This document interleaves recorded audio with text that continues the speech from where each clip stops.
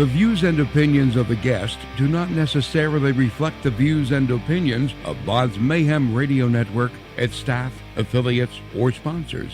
Parental discretion is advised. Welcome to BODS Mayhem Radio Network. All right, everybody, I just wanted to send a shout out to John, the host of BODS Mayhem Hour, and I want to let everybody know that radio network is outstanding.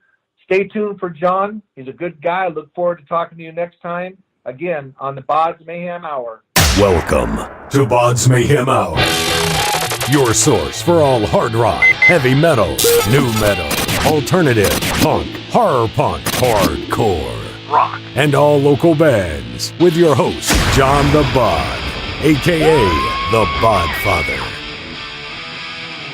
Hey everybody, welcome to BODS Mayhem Hour. I'm your host, John the Bod, a.k.a. the Bodfather. As always, I'm bringing you guys awesome interviews.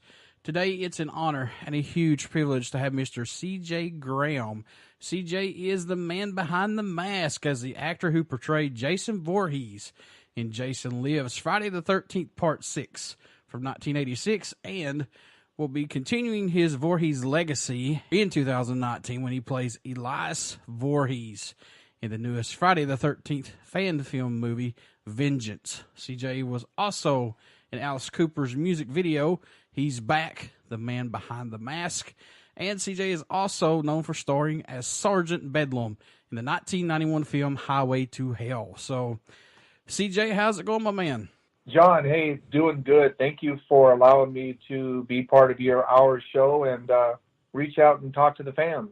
Been wanting to get you on here for a very long time to talk about this franchise that's called Friday the 13th and everything that it's brought to the horror world. So let's jump right into this, good sir. What got you into acting and becoming an actor? Was it something that you wanted to do, or did it just fall into place?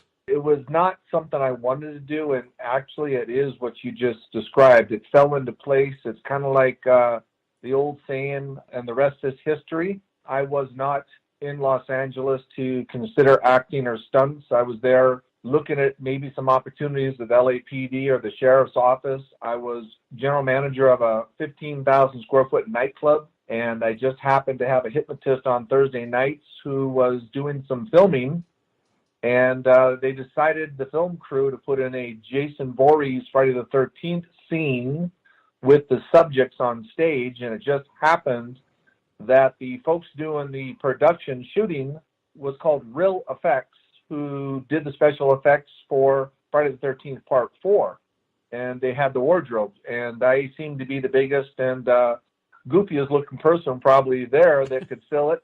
And again, the rest is history after that. They saw me come through the screen, and they just kept saying, gosh, we're going to cast you for Jason. We can't believe your statue in that wardrobe. And lo and behold, a couple months later, I got a call to come down and meet Frank Mancuso Jr. at Paramount Studios, along with Tom McLaughlin, the director, the writer, and Michael Nomad, stunt coordinator.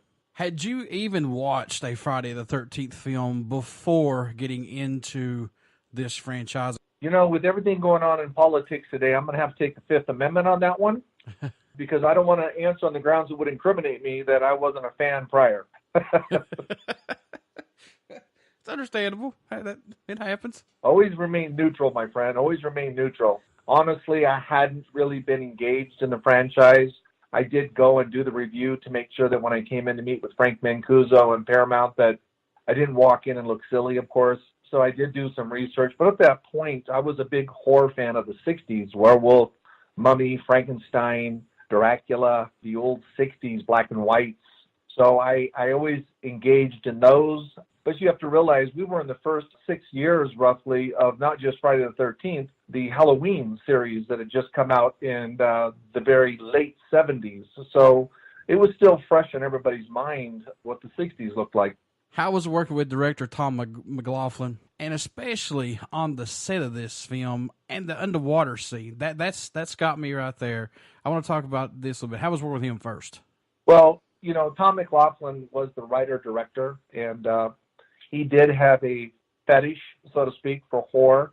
He also is a big fan of the 60s, and the black and whites, Lon Chaney, Boris Karloff Jr., etc. So working for him was a pleasure for me.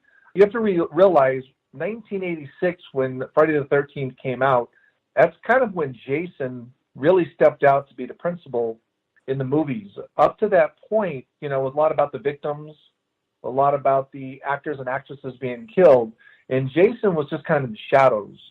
But looking at part 4 and then the illusion of part 5, part 6 is where Jason stepped into the highlight. And I always laugh because I tell people, I got to come back to life like Frankenstein. I got to work with an iconic rock and roll Hall of Famer, Alice Cooper. I got to do the James Bond opening to the film. And as Batman, I had a utility belt. So I thought it was kind of cool that I had all those 4 characters into one. And I think after 86 and right into part 7, Jason really became a principal character with the franchise.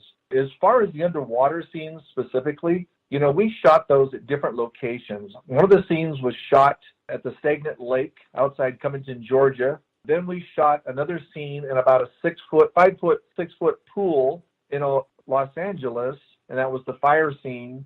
Then we also shot the underwater scene in the 20-foot diving pool in Los Angeles. That's where I'm physically chained down to the bottom, and the safety divers would just swim in and give me oxygen when I requested it. And last but not least, the scene where Jason's hockey mask gets tore up, that was shot at Tom McLaughlin's mother and father's backyard in the pool. Oh, wow. So, 4 different locations for that underwater scene. But the 20-foot diving pool, Olympic diving pool, they really did physically have me chained down. If you take a look at that chain, it's a real chain. And standing on a center block, I would signal, which is pounding to your chest, and safety divers would just swim into frame and lift my mask and shove a regulator in my mouth and clear it for me because we're shooting in the middle of the night. It's pitch black, and I don't see anything. I can hear the camera, the clicking, but I don't see much. So everything was by feel. So it was kind of interesting, but at the same time, it was part of the stunt work and the requirements to do the part. That had to freak you out, man, to be pitch black in the water like that. I mean, geez, no. I think about it now, and I'm thinking I was a little goofy, I guess. But at the time, when you're in your 20s, you're pretty powerful in your mind. Maybe not physically, but sometimes your mind can overtake your body. And I think at the time I was just more excited, and the endorphins and adrenaline were going, that I think it just never dawned on me. But looking at it now, I'm very appreciative for those safety divers, because once I was out of air and signaled, there was no way I was going to get to the water top because that chain was holding me down. And there was no way I was going to get that chain off because it was screwed onto my neck if you look closely. And with gloves on, there just wasn't enough time if I was in trouble. So Michael Nomad, the stunt coordinator, and those safety divers, they really took care of me. I'm going to say this, and it may sound crazy what I'm getting ready to say, but Jason puts me in mind of that old school, a silent movie character. He doesn't say anything. He's just a silent stalker killer. But that's what it reminds me of. Yeah, and the Jason character that has become so iconic worldwide now, when you think about it, nobody really looks at Jason as being an A, quote-unquote, actress. But I will tell you right now, if you go around the world and hold a picture of Tom Cruise up, everybody knows it's Tom Cruise. If you hold a picture of C.J. Graham up, they may not know who C.J. Graham is, but if you just put a picture of a hockey mask up from Friday the 13th, they all know it's Jason from Friday the 13th. Yeah. So sure. It really has taken off beyond what we even anticipated in 1986 and through the series all the way up to the last one, Freddy versus Jason. So it's been quite a ride. Playing Jason Voorhees, CJ, did it allow you to reach into your darker side, to have a darker role? And what was the appeal about this film for you? Going back to my original, that I hadn't went to Los Angeles to seek to be an actor or a stunt man. It kind of, dropped in my lap, and I kind of just picked it up like any good athlete and ran with it. I think the appeal was the opportunity to do something I had no expertise on, but it was a challenge to see if I could do it. Looking back on it, I was very fortunate to have Tom McLaughlin, the writer-director, giving me direction, along with my athletic skill set, and of course Michael Nomad and the stunt coordinator keeping me alive through the process. A few months back, myself, Steve Dash, Kane Hodder, and a few people were on a panel, and they were each talking about the ones that had been to stunt school, the ones that had been trained by stunt coordinators, and then last but not least, me, who had never done a stunt in my life, let alone stepped onto a film set, and then to be able to go out and do what I did, even shocked, Steve Dash and Kane Hodder and Tom Morgan. They were just like, they didn't realize that I had not been to school for that training and that it was OJT, on the job training. And again, fortunately, we were very successful. Did this film push you to your limits, you think? No, I don't. And it's not because it's not a difficult job to be a stuntman, but I was very fortunate. Michael Nomad really took me off to the side, and he even walked me through the burn, what I would feel, at what point would I really be in trouble. When I was underwater, full confidence on the safety divers, going through walls and doors, very powerful, impactful. Most proud part about that is going through the door or going through the window and stepping down about 12 inches. Those were both one take. And each one of those takes were tens of thousands of dollars to set up everything, that if Jason went through the door or stepped through the window and down and tripped, which is very feasible because eyesight was limited to one eye, we'd have to set it up and reshoot. I was very fortunate that hand-and-eye coordination and a little bit of luck that I hit my footing both times when I did those stunts. The shotgun jerk back, Michael Nomad did hook me up to the cable, and the PSI, pounds per square inch, he went up on it until it was physically just airborne, and all you saw was my feet coming up, and it jerked me straight back into the ground. Fortunately, I never really got hurt. Cuts and bruises are part of the industry, but physically I never really got hurt. And again, some of it may have been my physical attributes at the time, and again, being youthful, I think that always helps. You feel some of those aches and pains now as you get older. Oh, sure. Be they from stunt work or just from lifting weights at the gym. What about the makeup, man? What about the mask underneath the hockey mask, the makeup? Let's talk about that a little bit. How long did it take to get you into that? Well, the great thing is that it took about 3.5 hours for that makeup. The great thing is once we came out of the graveyard, and don't forget things are shot out of sequence, but once we got done with the graveyard scene, which was towards the front, and the hockey mask was put back on, we didn't have to go through that laborious makeup sessions. It became more of a hood that it was tight, but it would get over my face, and then it would black out my eyes and stuff, and be able to put the hockey mask on. And so the front of my face was fully exposed except for the makeup that was put on to black it out. What is it about this franchise, Friday the 13th, that appeals and still holds up still to this day about it? Why are people still drawn to this franchise, CJ, you think? I think it's what you said. It's twofold. It's number one, the fans, and most importantly, the fans. But secondarily, as what you said earlier, it's just the iconic image of this forceful person coming through a door, coming through a wall, or stepping out from behind a tree with a hockey mask and not knowing their intent, yet seeing their extreme power to be able to take a person's head and twist it off, or take somebody and bend them over in half and snap them like a wishbone from a turkey. I think that terrifies people because it's the unknown. And it's not the mind. It's not a dream. It's not something done cinematically. It is a physical person in front of you. And I think that can be real scary. And I want to go back here just a little bit, and you're totally correct, and this totally slipped my mind, but you're right, man. Every time that I've seen Voorhees come back to life, he's like Frankenstein. He gets shocked somehow, some way, and he's risen back from the dead. Yeah, and I think that's where part 6, going back to Tom McLaughlin, who had that vision, brought him back to life, because everybody remembers the 60s and 70s and the lightning concept of bringing a body back, or body parts, more physically stronger than before. In fact, invisible, so to speak, where they can do anything and you can't stop them. And I do believe there's a scene in Chucky that they do the same thing. So there you go, throwing back to the ancestors of horror, the way they create the slashers, man. That's pretty cool. Yeah, and I think, when you look at the slashers, and I always, you heard me say earlier about the Mummy, Dracula, Werewolf, and Frankenstein, I kind of look at Michael Myers, I look at Freddy, Jason, and Leatherface of same characteristics. The fortunate thing is the four of us principals have moved forward for 30, 35 years. And if you go back looking at the Mummies and the Boris Karloffs, Lon Chaney Jr.'s, they go back to the 40s through the 60s. So, it's kind of nice how it's just continued on through the decades now.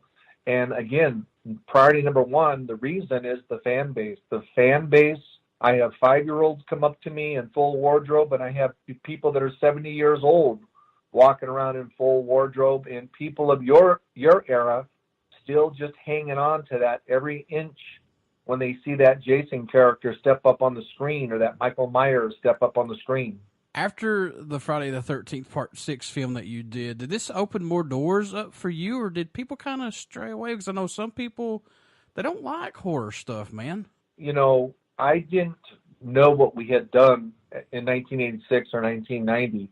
I think at that time, again, 1986, Jason was still just Jason. It was a character. Iconically, Jason really came into his own after Part 7, and then as the franchise continued to grow worldwide, now it's become iconic. But at the time, I don't think we really understood the magnitude that it would have 30 years later. On the same token, I don't really think that was my intent. I knew that I was 6'3", 250 pounds. I knew that the Tom Cruises and Sylvester Stallones of the world were barely 6 foot or 5'9" in some cases.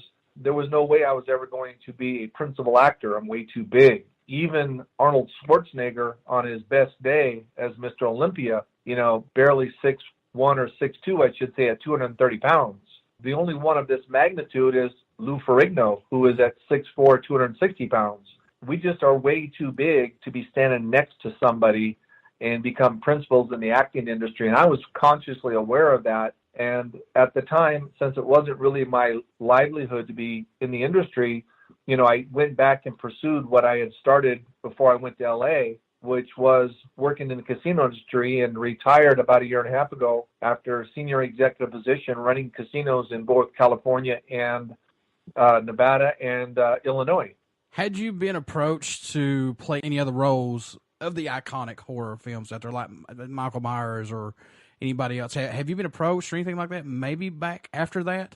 The interesting thing is that was something I had thought about way back in 87, as I would have loved to, since I had the size characteristics, to do a Michael Myers, a Leatherface, and continue on in that prosthetics of being an oversized individual. However, at the time, there wasn't a lot of people interested in that, and there wasn't an agency that really represented people for those types of roles.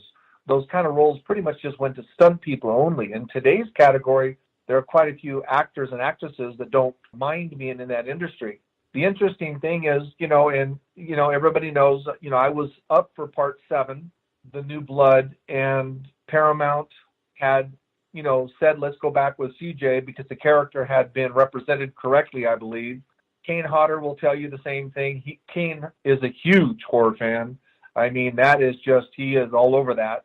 And he went to John, the director, writer, who he had worked with, and convinced John that he really wanted to have a shot at the Jason role.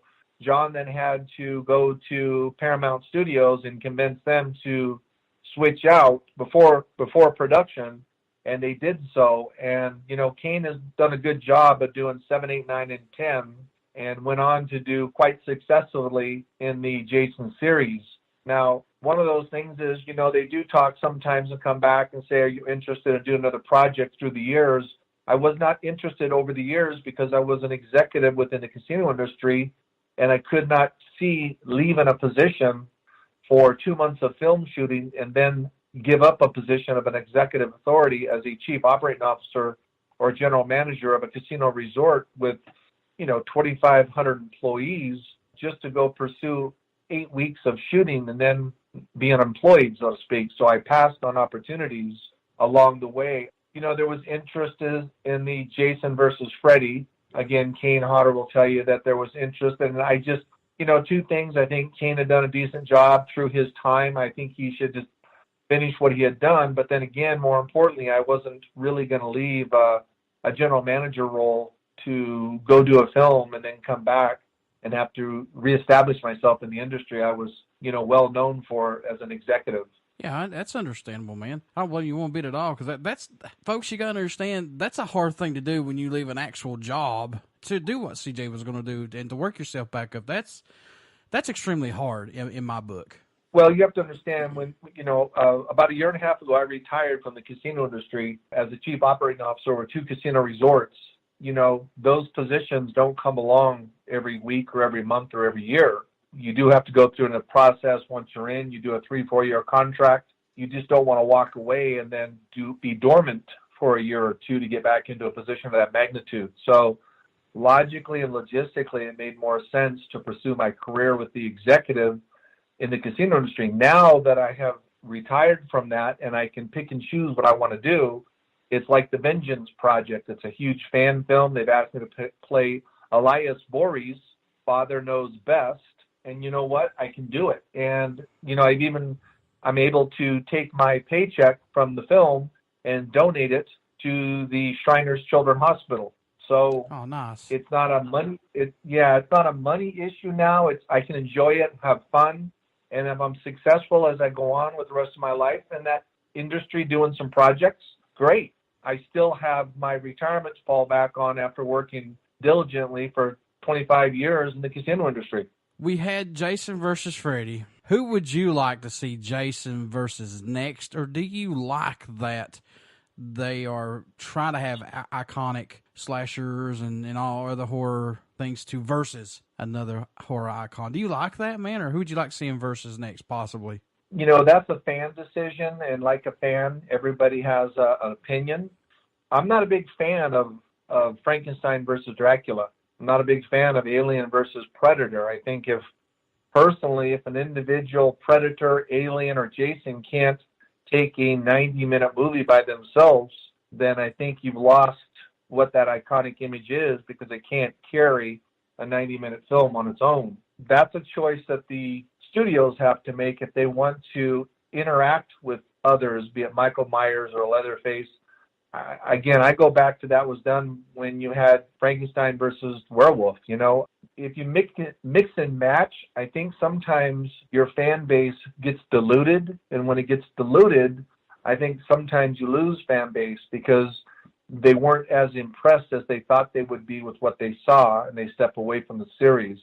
I do believe that the Friday the 13th has an opportunity to be resurrected without the implementation of Jason versus Leatherface or Jason versus Michael Myers. I think it has enough after 9 years of not having one that they could stand up as Friday the 13th Resurrection, I guess we could call it, and really go back to the creativity of Tom McLaughlin, who had the original vision of Elias Voorhees, the father, coming into the picture and putting a twist into it, and to bring that character into the formula with Jason, Friday the 13th. So I think there's still opportunity in today's technology to really bring it forth and really keep the old slasher movie alive with today's technology. So how is it working on this fan-filmed Vengeance movie that's going to come out in 2019 that's directed by Jeremy W. Brown and co-director? And I hope I pronounced this guy's last name correctly, Dustin Montereth. I hope I pronounced that right. I may have said it wrong. But how's it working with these guys on this? Well, the thing is, for me, it was something that was just brought to my attention, and I told them, sure, why not? Again, now that I have a open schedule for timing, I do have 2 or 3 letters of intent out there for other films that I'm looking at and being reviewed for. Now that I'm available, I thought it was a great opportunity. The Elias Voorhees concept, like I said, had been out there by Tom McLaughlin, so it was a great opportunity. And the fan base is so large, they're hungry. And if you start taking a look at some of the films that are being done now by Netflix, Hulu, and others, and including YouTube, they're becoming very successful, sometimes more successful than your mainstream theaters, because of the fan base and the social media outlooks that are be able to connect to these. So I'm kind of excited about it. These guys are working diligently. They came down to my ranch in Arizona about a month ago and did an interview with myself and the gentleman, Jason, is his name, who will be playing the Jason character. Very professional, came down, set up with 3 cameras in my backyard, and went through about a 2.5-hour interview and then put it together. So again, with today's technology and the simplicity of point of view, cameras, being able to put them up in the air and body cams and stuff, I really think there's an opportunity to do a really amazing film with a reasonable budget, but give out a good product to the fans. Yeah, and the guy who's going to be playing Jason, like you said, his name's Jason. It's Jason Brooks who's going to be playing Jason Voorhees. Correct. Have you guys already started on this? Is it already in pre-production? Yeah, it's in pre-production, and they are starting to do some shooting this month. In fact, my little brother, Steve Dash, I don't know if you know Steve Dash. Yeah. Steve Dash is the real Jason. And like Steve Dash tells everybody, if he would have known what he knows today about Friday the 13th, Part 2, none of us would have ever had a job. Yep. So I got to make sure I put a shout out to Steve Dash, because he always tells me I talk too much about Kane Hodder and not about him. So Steve Dash, this bud's for you, buddy. Steve's going to be in it. They've actually written Steve Dash into it as the sheriff. He'll be playing a role. And this month, November 2018, they'll be heading down to Florida to do some shooting of Steve's character down in Florida. Looking at this, man, and going over everything for this new Vengeance movie that's coming, is there anything that's impressed you about it so far within the talks or seeing what you've seen so far? Well, I think the main thing is that they're really staying true to the story. They've engaged with Tom Matthews about some issues to see if there's some involvement there. They've engaged with Tom McLaughlin to have him take a look at it because it's such a big fan film. So I think the most important thing is that they're really reaching out to what the fans want to see and trying to put it together where the fan base really is getting what they want rather than the studios getting what they want, and at the same time trying to stay true to the character.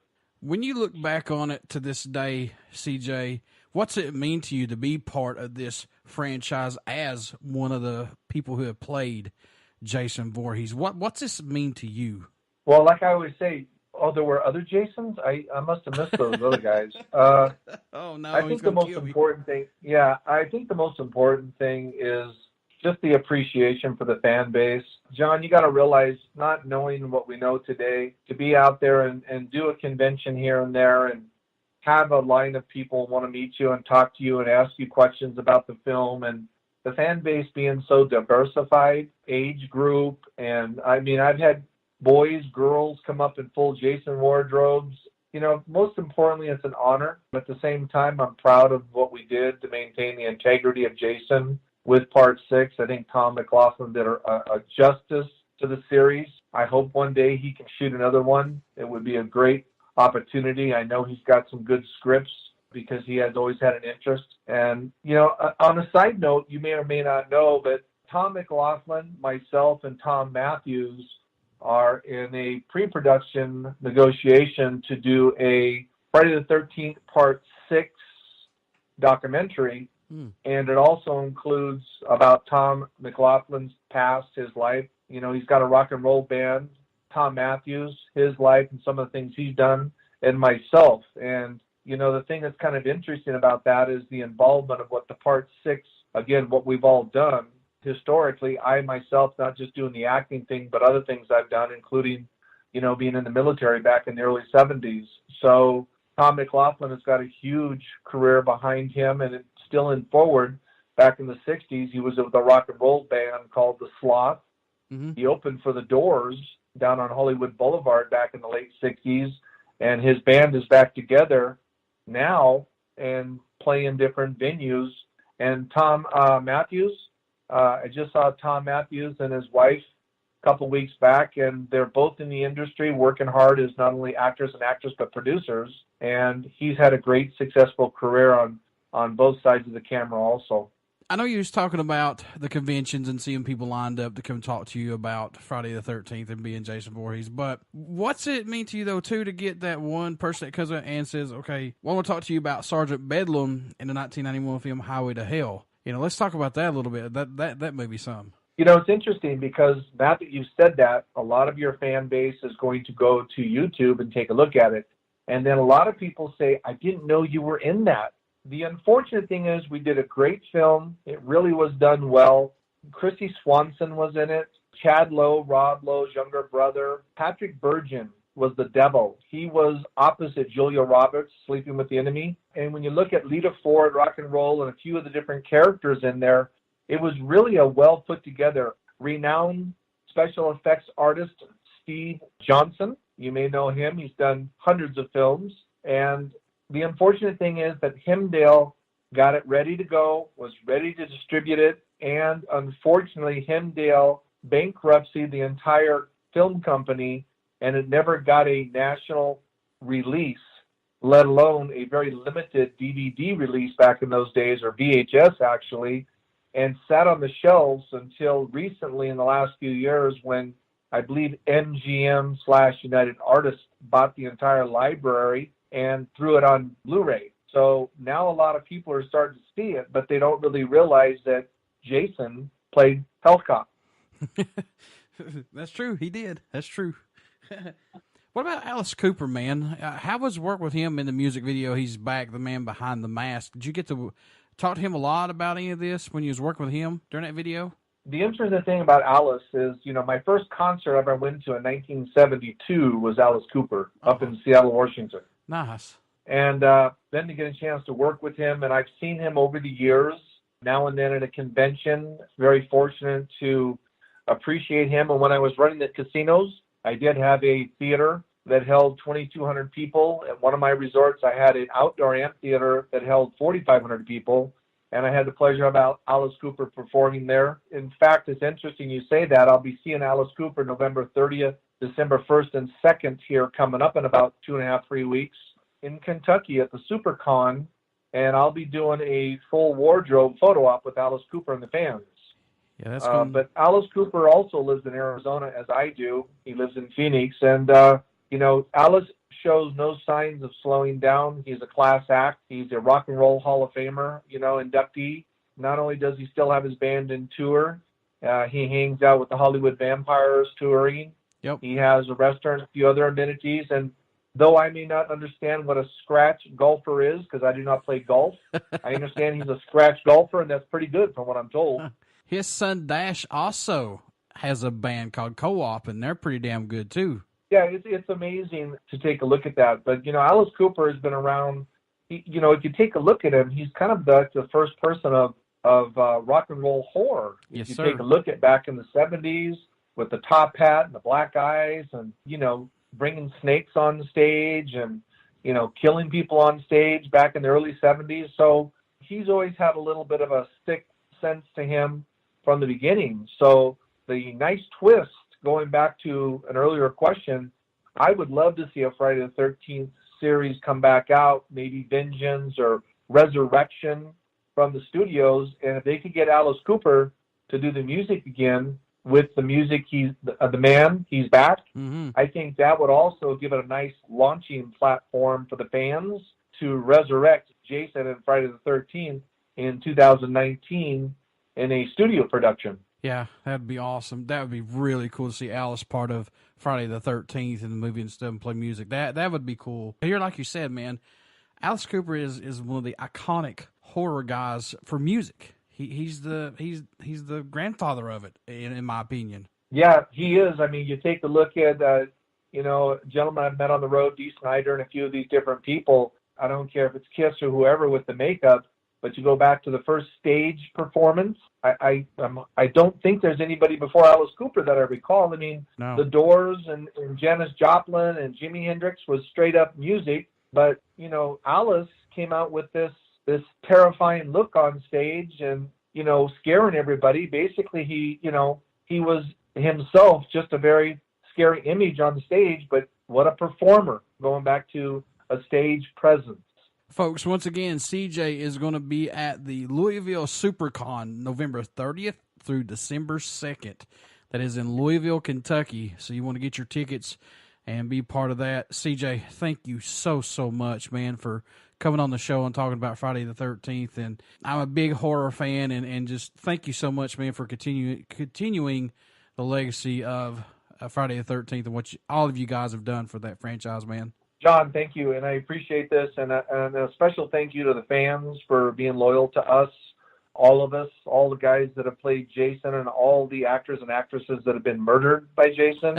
I've had the pleasure I've had the pleasure of killing 18 myself, so I look forward to the opportunity to kill a few more. Maybe we'll see how that turns out. But thank you to you, and I really appreciate the fans, and I look forward to seeing them at the next show. How can folks stay in touch with you if they want to contact you, your events, things like that, and buy some autographs? Because you got some autographs on your site that they can purchase. How can they do that? Real easy. You can just pull up cjgraham.com, or you can go to hellcop.com or jason6.com.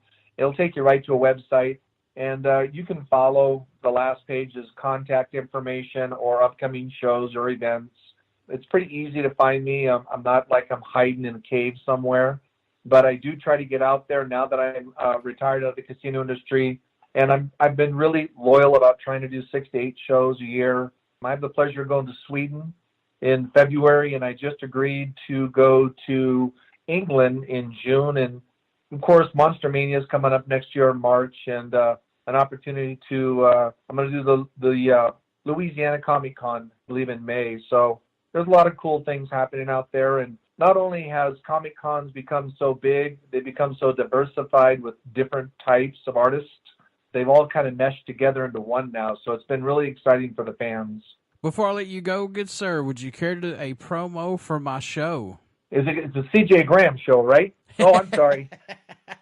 All right, everybody. I just wanted to send a shout-out to John, the host of BODS Mayhem Hour, and I want to let everybody know that radio network is outstanding. Stay tuned for John. He's a good guy. I look forward to talking to you next time, again, on the BODS Mayhem Hour.